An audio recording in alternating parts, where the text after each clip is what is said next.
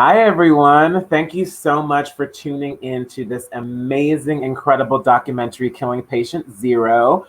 And thank you for sticking around for the Q&A. My name is Desmond Thorne. I am a programmer with NewFest, and I'm so excited to welcome the director of Killing Patient Zero, Lori Lind. Welcome, welcome, welcome. Thank you, Desmond. It is such a pleasure to have you here. Thank you so much for creating this film and sharing such a vital part of queer history. Full disclosure, I was born in the 90s. So by the time I was born and growing up, AIDS was kind of just such a part of what was happening. Yeah. And I had never really heard any details about Patient Zero or who that was, honestly, until I saw this amazing, incredible documentary when we were screening it for the festival last year. And even when I was screening it, my roommate came in and she was so enraptured by what was happening like immediately and sat down and watched the rest of it. And I think it's so important for us to know our history so that we know how to move forward. And on that note, I think this film is so amazing and at giving a thorough historical context that you present here, and the way that everyone shares their own personal stories, and how much you really fall in love with Gaetan through this documentary, which makes it even more heartbreaking. So thank you again for making this and sharing this. So how long did this take you to put together, from like initial research to your final cut? Well, I'll back up a little bit because I find it interesting. I feel like there's a bit of kismet, me being able to do this film, because in fact, it isn't something that I developed, even though it's something I would develop. But my producer, Corey Russell, had read Richard McKay's book, Patient Zero and the Making of the AIDS Epidemic, which is this amazing book, and on which the film is based. And then I expanded it in the sense that originally my conception for the film was to do a dual biography of Randy Shilts and Gaetan. Interesting. Because as you know, those of you who've seen the film, Randy Shilts is a key figure in this story, and a slightly controversial figure as well. And yet for me, he's one of our heroes. And so it's one of the most important things for me about this film is not to throw Randy under the bus, because so coming back to some of your earlier comments, that's why it was so important for me to contextualize, because it's interesting. Some of the, I've had very good responses to the film, for which I'm very grateful. But I've had, just like a tiny bit of criticism occasionally for saying that we already know all that gay rights history. But I think so much of our audience doesn't know that. Agreed. And I think, as a society now, we seem to forget our history so quickly. And Absolutely. I think it's so important to understand the context in which this film, the story took place, to understand why people behaved the way they did, and not to judge them from our standards today. Because, I can't say enough, during the height of the AIDS epidemic, nobody knew what was happening. I mean, it was terrifying. And as I say in the film, the medical profession had been trying to cure us forever. Why would we start listening to them? Less than 10 years, really, in a way, less than 10 years into true gay liberation. So I'm going to go back even further, though. Which is that I went to NYU. I did the grad film program there in the 80s. So I lived from 82 to 86 at the height of the AIDS epidemic. And, I went to some meetings at GMHC, and it was on my radar, sort of. But I realized when I read And the Band Played On, Randy Shilts' incredible book, in 1988 or something, when I'd moved back to Toronto. And that woke me up. That made me go, I couldn't believe what I'd sort of had blinkers on about. And I wrote one of my first short films called RSVP, which is really about grieving, that features an aria performed by Jesse Norman, actually, and who I got to several times, which was amazing. And so Randy's book actually triggered me writing that film in 1990. And then subsequently, I'm a good friend of John Grayson, the queer filmmaker, and he made Zero Patients in 93, which is this amazing agitprop musical about the bullshit of the Patient Zero story. And so of course, like, oh right, it's kind of bullshit. I bought it when I first read it. I admit it. You know, and totally. It was John who opened my eyes. And then, so why I'm saying all that is because it felt like a real gift to me to be able to revisit the story and Randy's book, given that I already had a very strong relationship to it. Absolutely. And that's amazing because it's like, yeah, you do need to put things in context when you're talking about history because you have to know the background. I feel like often we are taught history out of context. We're just taught like, there's this event, and then there's this event, and then there's this event. It's like, well, what was happening in the world? Like, what was the cause? What was the effect? So again, thank you for really putting all that in there. And, you know, do you remember when you very first heard about Gaetan and like what exactly you heard about him? Again, it would have been reading Randy's book. That was my introduction to Gaetan. And when I read it then in the late 80s, I totally bought it. I thought, oh, he's a terrible person. Who is this person? Yeah. Blah, blah, blah. You know, and as I think I make pretty clear in the film, I think Randy's book is extraordinary, but I think that section is unfortunate, to say the least. Because the Patient Zero stuff, for me, kind of reveals Randy's internalized homophobia. How he was that character, and you know what, I've been battling my own internalized homophobia, and I will for my whole life, and that's something I also explore in the film. Yes, Randy, you know, he vehemently denied he had any internalized homophobia when he was alive, because as you may or may not know, unfortunately, he died of AIDS in '94. Yep. And I think, you know, we lost an incredible voice when he died, and I think it would have been incredible to see what he would have been like as an older man, how he would think about this, what he would have said about himself. You know, it wasn't until, you know, I was in my 30s or so before I feel like I really acknowledged that internalized homophobia. Yeah, and I like that you do put that in the film, and how it's also contextualized in terms of like all marginalized people, you know, how we're treated in society and how we're portrayed in the media. It's a very difficult thing to escape, actually. And when you talk about, you know, what Randy would have been like as an older man, I think about all of these people that we lost and like this whole generation almost, and, you know, what we could have learned from these people had they survived. And it's incalculable loss. Yeah.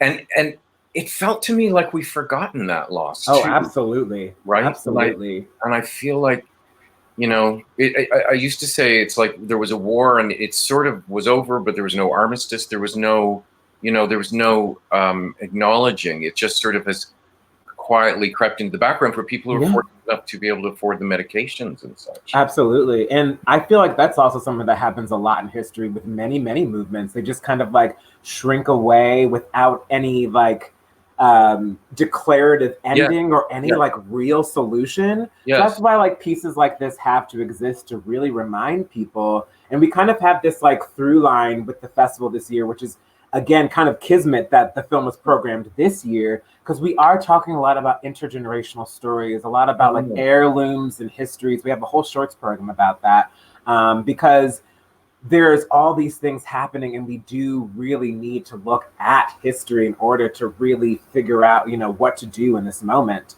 Something about the documentary that I really noticed this time, having seen it already and watching it a second time, that just like hit me in the gut, is the very first interview you see with Gaetan's friend talking about his phone call and the phone call saying goodbye. What went behind the choice to start the film with that specific interview? What a good question. I must credit my producers there, because I originally started it with that quotation, zero means this and this and this, and that shot of a little boy throwing an airplane.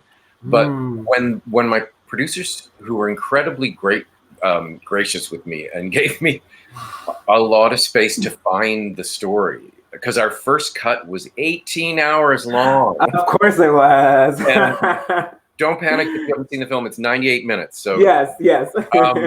but and they're straight guys, in their 50s, Mm-hmm. and they didn't really know the AIDS story the way we do, and they were just blown away by the section where I explored loss, and they said, that stuff is so powerful, you should start with something from that. And so my editor, Trevor Ambrose, who's a genius editor, and I've been able to do, I was lucky enough, I worked on Schitt's Creek. I did a part of season 5. I did 6 episodes of season 5, and Trevor was my editor on that show. And that's how I met him. And you know what's so funny? I was like, why does that name sound so familiar? Because I've been watching Schitt's Creek during quarantine. Excellent. So Trevor, a good editor is, I cannot say enough what he brought to this film, helping me focus the story. Anyway, so that's sort of a long way of answering that. It was a very good suggestion from my producer to start with that. That's amazing. And it makes that definition that you see after have more impact, because you are familiar with this person as a person from jump. So then when you see the 0, you're just like, oh my God, it just like hits you even more. And I wonder, someone like that. Exactly. Yes. And I wonder, you talk to so many people over the course of this documentary. Who were some of your favorite people to talk to and like to engage with over this process? Well, I couldn't not start with Fran Lebowitz. Yeah, absolutely. Absolutely. Oh my God. When she said yes, I didn't believe it was really going to happen. We did those interviews in New York, and I didn't believe she was really going to come until I saw her step out of the car. Exactly. Have a cigarette on the sidewalk, and I said, Miss Lebowitz, thank you so much for doing this. She said, you're welcome. And then, in we go. And she was incredible. I'd hoped to have like an hour and a half with her. And she said, I've only got an hour, and I only needed 45 minutes because she's so succinct and so smart. I mean, one of my favorite things I noticed about her is she's so smart. She thinks of a joke, she laughs a bit to herself, and then she says the joke. So like she has the time to do all that while she's rapid fire responding. Yeah. So she was a delight. And I think one of the most important things for any film, even if it's dealing with something as dark as this film is, it should be entertaining, Yes. Not trivializing, but there should be humor in that, because to me that's life, right? It's dark, but you still get a few laughs in there. Absolutely. And so she was a delight, and what an honor to have her in the film. Amazing. I also have to say, one of the surprising people to me was Rand Gaynor, who is the photographer from Halifax who opens and closes the film. Yeah. He's the one who said the story you were just discussing, as you know. And he was just so compelling. And, I'm trying to find the right way to say this, but one of the things I like about my film is that most of the gay men are ordinary looking. They're not deluxe, which is what I get a little tired of, us always having to be, all that. Absolutely. Absolutely. And, everyone was interesting. And I'm not just saying that. Everyone was interesting, and almost every one of them I could have kept going on with. And that's partly why the first cut was 18 hours. Totally. I just kept asking them questions. Yeah. I had, of course, a plan where it would go, but and so sort of while I'm on that, my next project I'm really hoping is a feature doc on Randy Shilts. And awesome. we which we're tentatively calling Openly Gay Reporter. And so I interviewed a lot of Randy's friends and colleagues, and some of whom don't end up in this film because they didn't have room. But they will be in the one on Randy. And awesome. So I'm really hoping this film can lead to that. Awesome. Yeah, that's super exciting. And I'm wondering too, like, there's so much openness and vulnerability in the stories that people are telling. So I feel like a lot of times when you're on set with actors, a question that a lot of people get is, how did you create such an environment where everyone feels like they're able to like give themselves and be vulnerable and open as actors? How were you able to create that environment when interviewing these people as just like themselves? Well, it's a real thing to make people to help people feel comfortable on camera. And, you know, I come from a perspective where I think it's a privilege to interview someone. I think they're trusting me. The trust is extraordinary. And I can never enjoy documentaries that take clips out of context and make people look stupid. It's so easy to do. Anyone can do that. You know, there's no skill in that. So I hope that people would pick up from me, that I respect them, that I appreciate that they are trusting me with this, that they're telling me these stories. And it's an odd thing the way you do the interview. So you've got them looking straight into camera. So they're looking. It's sort of like a teleprompter thing where they're actually looking at a reflection of me. So I'm sitting off angle, and there's a light on me. Yeah. And they're looking at my reflection, which is what they see when they look at the lens. And so, interesting. So even though they're looking right at the camera, they are seeing my face, and it does feel like a conversation. And that. It's funny. Some people found that off-putting, but most people find that more relaxing because you're still, it's still face-to-face. Yeah. And I think, as you know, because you're a good interviewer, it's the skill of asking questions that open doors, right? Right. And then listening to what's being said and taking it somewhere. And absolutely. I love directing actors because I'm a dramatic filmmaker too, and but there's something just extraordinary about doing an interview like this. I love doing it. Yeah, I like that technique that you use because you're right. Looking into a camera, like I'm doing right now, it just seems like very vacuous sometimes. It is, and it can sometimes for some reason increase a certain kind of anxiety, Absolutely, yeah. So I love that technique, and if I ever do a doc or I'm a producer, I'm gonna be like, hey, have you heard of this technique? Yes. And I'm wondering too, in terms of queer history, it's just now being instated in some schools. New Jersey, where I'm from, the governor has instated, queer history being taught in schools, which is in high school, which is amazing. And this to me feels like it's a whole unit in and of itself of queer history. Now, are there other units, I would say, of queer history that you're super interested in that you would maybe want to explore as a documentary, or that you're just super interested in as a queer person? It's almost sort of limitless what would be interesting to me. Absolutely, same. Yeah. Right now, it's been such a rough year for everyone, but I keep saying, if I could start my Randy doc, I'd start it tomorrow. I do have half of it filmed in a way, but I think the thing, I'll keep coming back to this, but I think the thing that interests me the most, and this isn't necessarily queer history, but it's the legacy of queer history, is the internalized homophobia, because I find it makes me angry. A lot of progressive people today think, well, you've got gay marriage and, everything's fine. And, it's great we have gay marriage. I mean, not everyone agrees with that, which I also get. But, the legacy of, just to state the obvious, but the legacy of oppression is generational. Absolutely. It takes generations for us to shake some of that. And as I've gotten older, I'm trying to forgive myself for where I can see where it fucked me up, and absolutely. And I'm more open about it now because I think it helps all of us to talk about it. As you said early on, it's the perfect way of saying it. You cannot escape. Yeah. Handed to us if you're anything other than straight white male.